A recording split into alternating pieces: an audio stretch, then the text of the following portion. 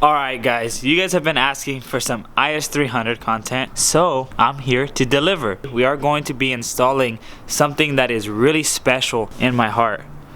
Wait, which side's my heart? For all my JDM bros, think of the most sought after steering wheel brand. Most of you guys probably know what I'm talking about. I have been wanting to get a Vertex steering wheel for quite a while, and it was just out of my price range. They're around like $450 to $500, and that's why I did not want to get it with any of my BMWs that I owned. One of my friends did have one, the same guy that I bought my Altezza grill from, and he told me he was looking for a 326 power one, which he's going to be ordering in around February. So he said, hey, I'll sell you mine. I don't really drive the car anyways, and I cannot take up the deal because this steering wheel is mint. There is no wear and tear on it, and it's practically new. So this is the one that I decided to get.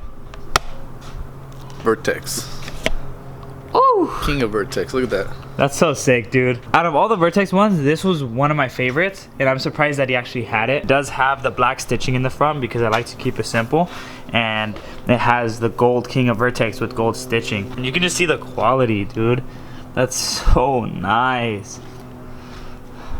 So expensive. You want to look up the for a new one? 500, bro. For a new one. That hurts on the heart. Not this side. That side.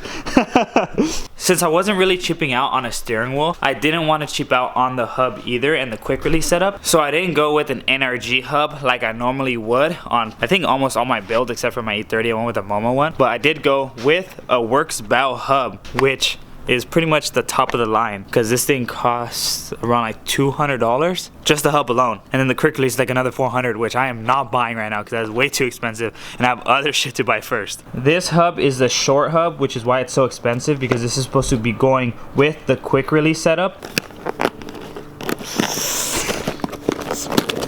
This is childproof. Damn, Bunch of Japanese words. this is probably, yeah, this is probably the authenticity. Up, look at that, so nice. So I wonder if that's why they're expensive. They're probably like legal in motorsports, like racing and stuff. Probably like a certain class. Dang, dude. So they actually have connections for probably your horn. Or this is, yeah, this will probably be your horn.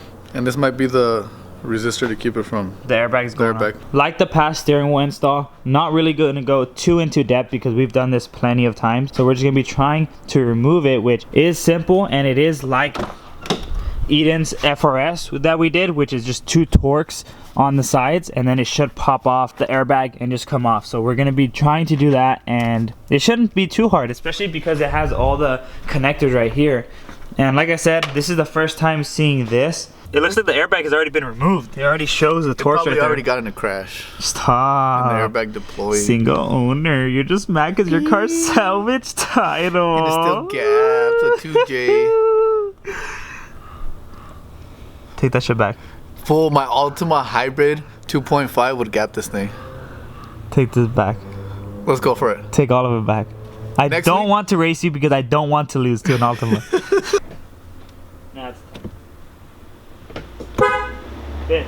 This was such a stubborn airbag to get off. It was these little Torx bolts right here. Like, they were stuck on there even though it was loose, so it was loose in place. But the fact that even just partial thread was in there, it wasn't allowing it to come off. You can see right here it's the same way. So we finally got it off, and just like every other airbag. I'll personally give you all my life savings if you're able to break it without a breaker bar.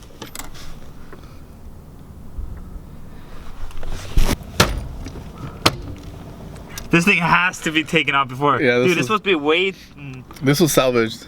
The harness with the ground wire for the horn is actually bolted onto the steering wheel, and I believe that's why they gave me this one, which bolts straight on, and that's what you use the horn for. So this is literally plug and play. There's no wiring. So what's the foot pounds? 22.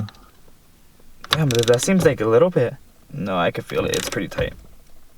Probably because the crush washer. Are you sure? That's it? Yeah. Probably because the crush washer will. Yeah, it already bent in. But yeah, it's pretty much done. We should have marked, or kind of like had an idea of where we had the steering wheel. I don't even remember. Probably have to check back on the video, but we just followed the markings on the clock spring, and everything should work with no airbag light. If it does, it's my first car that I did right. I drove it back and forth in the driveway to make sure that the steering wheel was straight, but we do have to drive it around to confirm that. And I did also notice that the airbag light was on. So we are going to be disconnecting the battery because you're supposed to wait a couple of minutes before you actually unplug any airbag connections, and that could be the case because I rechecked where the pins go into the airbag squib and it was fine. Look at that, dude. It looks so nice, dude. Mine looks like an old man trying to read a book or something. It's been about 30 minutes and someone decided to show up without even messaging me. So I wasn't invited? Why would you not invite him? No, for that, bitch. No, bitch, don't. How do you put it on? Exactly, give it back to me. Misbehaving. Oh, I see. Oh, yeah, it looks like a house. Let me see it. Let me see it. That, dude. Hey, you know everyone wants to see your S2K? What's that? Exactly. Sold it. Guess how much I spent on these? Like 20 bucks? Like 10 bucks maybe? This 19. Shit. 19. Yeah. No, 19 pieces. Guess how much I spent on them? Oh, like 10 bucks? $5. Yeah, see, these are gonna break. $5. They're gonna break instantly. Huh? You're gonna do this work just for them to fucking break I instantly. don't care. Because they were $5. Bert. It's chrome. It's chrome. No, it's green. So it has a nice tint to I mean it. orange. Yeah, no, they come like that. So they don't look orange inside the... Yeah, I can see it's popped. You're a liar. Dude, look at it. Dude, it's not popped. Dude, it's They fucking came popped. like that. Travis, Alright, I well, swear to it God, came your popped. S2K is so slow. I agree, and you're slower. Dude, it looks better They though. come chrome. Yeah, this one looks ugly compared to them. I don't know. A lot of people tell me to keep the yellow fog lights because I'm going to be getting replacement ones, but the bulbs I might just get white.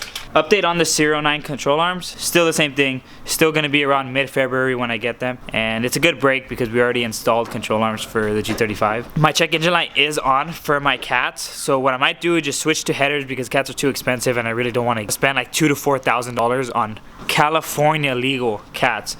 Got this one out because Jeremiah couldn't do it. Thought you were a Lexus tech.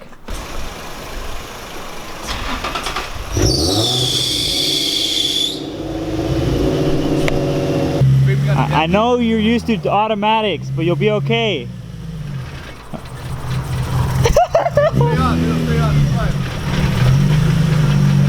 A little more this way so you don't. So we can jack up that side. Mine already has all the gauges hooked up. The only one running right now is oil pressure. We still need oil temp, which we have to hook up to the, we'll probably hook it up to the oil cooler, right? The plate, the sandwich plate. Yeah. And then we have the actual AFR one, which we really don't know where your AFR is right now. This goes to the sensor itself, and this connects to a wiring harness that goes all the way up to that piece, which is it that you bought it before me? right here. It goes all the way. So this is gonna go all the way down in there. So we got this fuse tap. We're gonna hook it up underneath the steering wheel. You know that fuse box? I don't know if there's a fuse box. Yeah, I didn't There is. Did you know? Please, Did you know? elaborate. My steering wheel's to my Remember right. we did the Yeah, other it's gauge? actually- You were there. So you could hook this up to the bottom of So you the can. fuse. So this you actually plug into like a fuse location. Yes. So, So you could use either. There's a lot of things you could hook it up to. You could hook it up to the cigarette. cigarette lighter. You could hook it up to the cigarette lighter. Why would you do that? Why not? You have constant power all the time. The gauge is constantly running. No. No, you don't. The same 2000 where the cigarette lighter constantly has power. It's only Yeah, it on doesn't. ignition. Look. On my car, you have to turn on the key. I'm gonna tell you a secret. Hey, why? Respect that. Why are you Oh, such a? God. Why? God. Why are you trying to correct them what- when you're what just year getting is your beat car? down Hey, what year with is your your car? bald eagle Like head ass? 2002. White is output, blue whatever switched. Okay, so that's normal. It's just for data logging. 18, 19. So this on the sensor hand is a now? heated sensor. Normally, most oxygen sensors are heated, right? The newer ones. Pretty sure, I'm not 100% sure. Older model ones, they weren't heated, so it took a lot longer To for read, the vehicle to to adjust read, to fuel adjust correctly, which would change it into a closed loop, because when you start up every vehicle, it's open loop. It has base fuel values, all that shit for enrichment, all that. Right when the engine warms up, coolant temperature sensor and all that, click over to a closed loop system. So it allows it to adjust more, and then some vehicle nowadays, wideband. So they Yeah, like allow this it one. to- This exactly. one, there's a split. 03 and 04 were narrowband. Yeah. And now they switched to wideband, which is better. Which are, 'cause yeah, you it can see reads a more. lot more rare variety of it. Daniel. Yeah. Need a T. What do you mean a T? It works. Because they plug the bung hole. They plug the bung hole. Come on, let's go.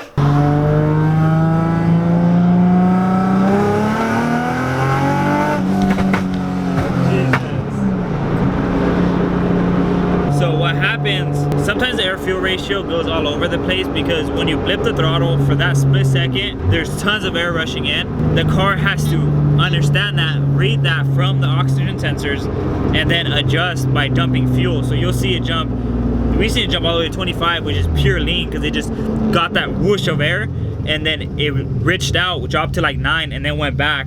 So it's adjusting. We're gonna see how rich it gets.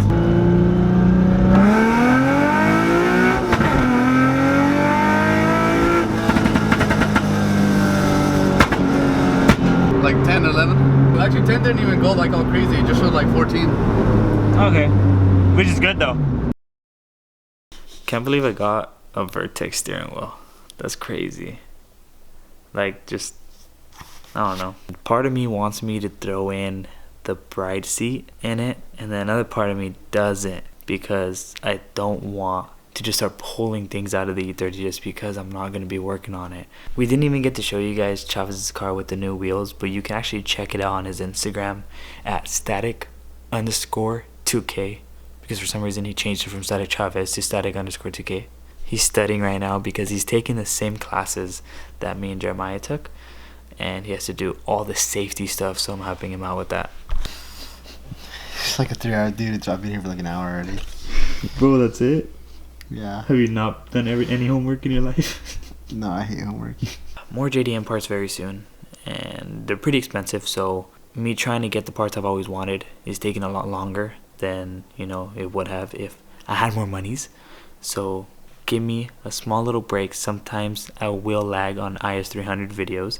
Good things take time. That's all I gotta say. But on that note, hope you guys enjoyed this video. Like, subscribe, and share, and we'll see you guys on the next one.